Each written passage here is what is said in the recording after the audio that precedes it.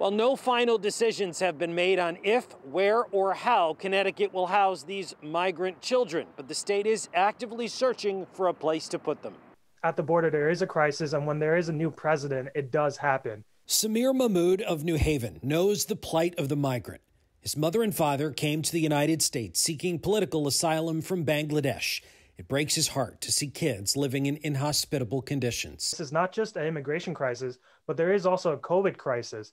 They're packed like sardines in there, and COVID is just spreading like wildfire in there. Which is why some lawmakers have concerns about an informal request from the vice president, who on a recent trip to Connecticut pulled Governor Lamont aside to see if the state could help house some of the migrant children. Find a way that we can take care of these kids in a humane, caring way, and also in a secure way. State officials have toured the former Juvenile Training School in Middletown, closed in 2018.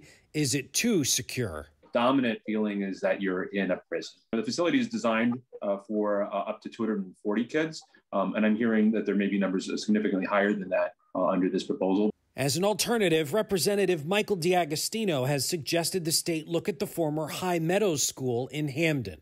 It was not a hard, secure facility. In other words, it was not a jail.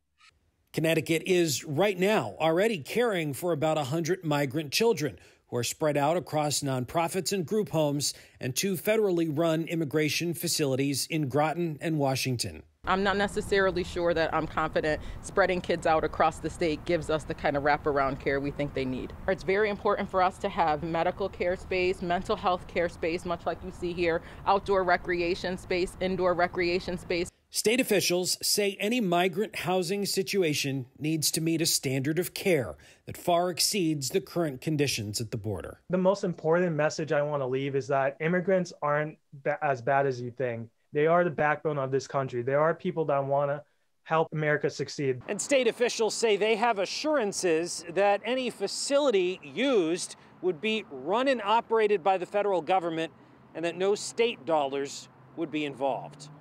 At the state capitol in Hartford, Matt Caron, Fox 61 News.